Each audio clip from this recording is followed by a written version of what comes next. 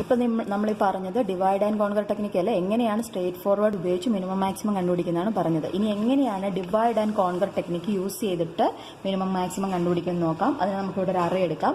82, 36, 49, 91, 12, 40, 6, 76, 92 and 55. ഇതിപ്പോൾ ഒരു അറേയാണ്. ഇതിനകത്തുനിന്ന് എങ്ങനെയാണ് divide and conquer technique use ചെയ്തിട്ട് നമുക്ക് മിനിമം കണ്ടുപിടിക്കുന്നോ മാക്സിമം കണ്ടുപിടിക്കുന്നോ നോക്കാം. അപ്പോൾ നമ്മൾ ഇതിനകത്ത് ഡിവൈഡ് ചെയ്യണമെന്നുണ്ടെങ്കിൽ നമ്മൾ അതിന് നമ്പറിങ് കൊടുക്കണം. 1, 2, 3, 4, 5, 6, 7, 8, 9, 10. 10 നമ്പറുണ്ട്. അപ്പോൾ ഡിവൈഡ് ചെയ്യണമെന്നുണ്ടെങ്കിൽ ആദ്യം നമ്മളിതിന് മിഡ് വാല്യൂ കണ്ടുപിടിക്കുന്നു. മിഡ് വാല്യൂ എങ്ങനെ കണ്ടുപിടിക്കാം? 10 + 11, 10. അതായത് ഫസ്റ്റ് വാല്യൂ എത്രയാണ്? 1 ആണ്. പ്ലസ് ലാസ്റ്റ് വാല്യൂ എന്ന് പറയുന്നത് 10 ഡിവൈഡ് ബൈ 2. 11/2 എത്ര വരും? 11/2 എന്ന് പറയുന്നത് 5.5 വരും. അതായത് നമ്മൾ 5 മാത്രമേ എടുക്കത്തുള്ളൂ. അപ്പോൾ നമ്മുടെ മിഡ് വാല്യൂ എന്ന് പറയുന്നത് എവിടെ വെച്ചാണ്? 12 ആണ്. ഇതാണ് നമ്മുടെ മിഡ് വാല്യൂ എന്ന് പറയുന്നത്. ഈ 12 വെച്ചിട്ടാണ് ഇത് ഡിവൈഡ് ചെയ്യുന്നത്. ബൈനറി സെർച്ചിനകത്ത് ഞാൻ ഓൾറെഡി പറഞ്ഞു തന്നാണിത്. 12 വെച്ചിട്ട് നമ്മൾ ഡിവൈഡ് ചെയ്യുവാണ്. 12 വെച്ചിട്ട് നമ്മൾ ഇതിന് 2 അറേ ആക്കി നമ്മൾ ഡിവൈഡ് ചെയ്ത് മാറ്റുന്നു. അതായത് ഒരു അറേ എന്ന് പറയുന്നത് 82, 36, 49, 91 ആൻഡ് 12. ഇതാണ് നമ്മുടെ ഫസ്റ്റ് അറേ എന്ന് പറയുന്നത്. സെക്കൻഡ് അറേ എന്ന് പറയുന്നത് 14, 6, 76, 92 ആൻഡ് 55. ഇതാണ് നമ്മുടെ രണ്ടാമത്തെ അറേ എന്ന് പറയുന്നത്. പിന്നെ 2 അറയാക്കി നമ്മൾ ഡിവൈഡ് ചെയ്തു. അപ്പം ഇവിടെ കൊണ്ട് ഡിവിഷൻ തീരുന്നില്ല. പിന്നെയും നമ്മൾ എന്ത് ചെയ്യാണ്? ഇതിനെ ഡിവൈഡ് ചെയ്യുവാണ്. ഇതിനെ ഡിവൈഡ് ചെയ്യുമ്പോൾ ഇതിനകത്ത് എത്ര വാല്യൂ ഉണ്ട്? 1, 2, 3, 4, 5. ഇവിടെ 5 ആണ്. അപ്പോൾ നമ്മളിതിന് മുകളിൽ നമ്പർ ഇട്ട് പോവുക. 3, 2, 1.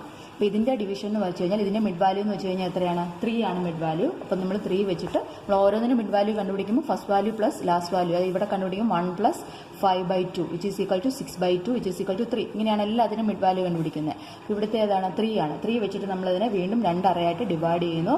82, 36 ആൻഡ് 49 ഡിവൈഡ് ചെയ്തു. അടുത്തതെന്ന് പറയുന്നത് ഇവിടുത്തെ ഏത് വരും? 91 ആൻഡ് 12. ഇതാണ് ഇതിനെ ഡിവൈഡ് ചെയ്തിട്ടു.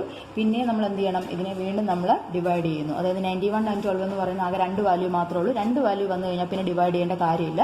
പക്ഷേ ഇവിടെ 3 വാല്യൂ ഉണ്ട്. അതുകൊണ്ട് വീണ്ടും ഇതിനെ നമ്മൾ ഡിവൈഡ് ചെയ്യണം. അതായത് 1, 2, 3. 1, 2, 3 എന്ന് പറയുമ്പോൾ ഫസ്റ്റ് വാല്യൂ 1 ആണ്, ലാസ്റ്റ് വാല്യൂ 3 ആണ് ബൈ 2. അതായത് 4/2. 2 ആണ് നമ്മുടെ മിഡ് വാല്യൂ എന്ന് പറയുന്നത്. 2 വെച്ചിട്ട് വീണ്ടും നമ്മൾ ഡിവൈഡ് ചെയ്യണം. 2 വെച്ച് ഡിവൈഡ് ചെയ്യുമ്പോൾ ഒരു കാര്യം ശ്രദ്ധിക്കുക. ഇവിടുത്തെ ഫസ്റ്റ് അറേ എന്ന് പറയുന്നത് 82 ആൻഡ് 36 ആണ്. ഇനി രണ്ടാമത്തെ അറേ എന്ന് പറയുന്നത് ഏതാണ്? 49 ആണ്. അപ്പോൾ ഒരു വാല്യൂ ഒരിക്കലും നമ്മൾ ഒറ്റയ്ക്ക് നിർത്തത്തില്ല. നമ്മൾ അതിനെ എന്ത് ചെയ്യുന്നു? അതിൻ്റെ കൂടത്തിന് ഈ വാല്യൂ തന്നെ നമ്മൾ ഒന്നും കൂടെ അവിടെ എഴുതണം. അത് 2 വാല്യൂ ആയിട്ടാണ് നമ്മൾ ഡിവൈഡ് ചെയ്തെടുക്കുന്നത്. അപ്പോൾ നമുക്ക് ഇവിടെ തന്നെ എത്ര കിട്ടി? 3 അറേ കിട്ടി. ആസ് സെയിം വേയിൽ നമ്മൾ എന്ത് ചെയ്യണം? ഇതും ഡിവൈഡ് ചെയ്യണം. അതായത് ഇവിടെ 76 വെച്ചിട്ട് നമ്മൾ 3, ഇവിടെ 6, 7, 8, 9, 10 അത് നമ്മൾ ഡിവൈഡ് ചെയ്യുന്നു. ഇതിനെ 2 ആയിട്ട് ഡിവൈഡ് ചെയ്യുന്നു. 2 ആയിട്ട് ഡിവൈഡ് ചെയ്യുമ്പോഴത്തേക്ക് ഫസ്റ്റ് അറേ എന്ന് പറയുന്നത് 14, 6 ആൻഡ് 76 എന്ന് വരുന്നു. അടുത്തത് ഇവിടെ ഡിവൈഡ് ചെയ്യുമ്പോഴത്തേക്ക് 92 ആൻഡ് 55 എന്ന് പറയുന്നു. ഇനി ഇതിനെ നമ്മൾ ഡിവൈഡ് ചെയ്യേണ്ട കാര്യമില്ല, പക്ഷേ ഇതിനെ ഡിവൈഡ് ചെയ്യണം. ഇതിനെ ഡിവൈഡ് ചെയ്യുമ്പോൾ മിഡ് വാല്യൂ 6 ആണ്. അപ്പോൾ നമ്മൾ 14 ആൻഡ് 6 2 ആയിട്ട് ഡിവൈഡ് ചെയ്യുന്നു. അതുപോലെ തന്നെ അടുത്തതെന്ന് പറയുന്നത് ഏതാണ്? 76 ആൻഡ് ഒരു വാല്യൂ കൂടെ എഴുതുക, 76. അപ്പോൾ നമ്മളിതിനെ ഡിവൈഡ് ചെയ്തു. അതായത് ഡിവൈഡ് ചെയ്യുന്ന പ്രോസസ്സ് കഴിഞ്ഞു. ഇനി നമ്മൾ എന്താണ് ചെയ്യേണ്ടത്? കോൺകർ ചെയ്യണം. അതായത് ഇതിൻ്റെ സൊല്യൂഷൻ കണ്ടുപിടിക്കുന്നതിന് വേണ്ടി നമ്മൾ എന്ത് ചെയ്യണം? ഇതിനെ കോൺകർ ചെയ്യണം. കോൺകർ ചെയ്യാൻ വേണ്ടിയിട്ട് നമ്മളിപ്പോൾ ഈ കിട്ടിയിരിക്കുന്നതിനെ നമ്മൾ ഒന്നും കൂടെ താഴോട്ട് എടുത്ത് എഴുതുകയാണ്. 82, 36, 49 ആൻഡ് 49, 91 ആൻഡ് 12, 14 ആൻഡ് 6, 76 ആൻഡ് 76,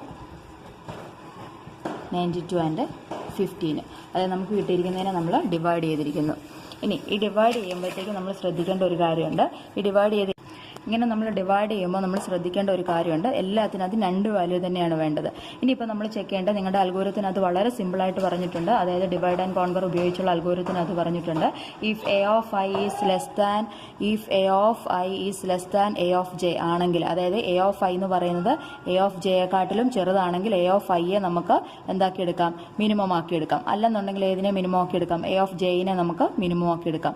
അതുപോലെ തന്നെയാണ് A of I is greater than A of J ആണെങ്കിൽ എ ഓഫ് ഐ മാക്സിമം ആണ്. അങ്ങനെ ഇപ്പോൾ ഇതിനകത്ത് ഏതാണോ വലുത് അതിനെ മിനിമം ആക്കിയിട്ടും ഏതാണോ ചെറുത് അതിനെ ഏതാണ് വലുത് അതിനെ മാക്സിമം ആയിട്ട് നമ്മൾ എടുക്കുന്നു. ഇനിയിപ്പോൾ നമ്മൾ ചെക്ക് ചെയ്യാൻ പോകുന്നത് 92 and 55. ഫസ്റ്റ് നമ്മൾ നോക്കുന്നത് 92 and 55നെയാണ്.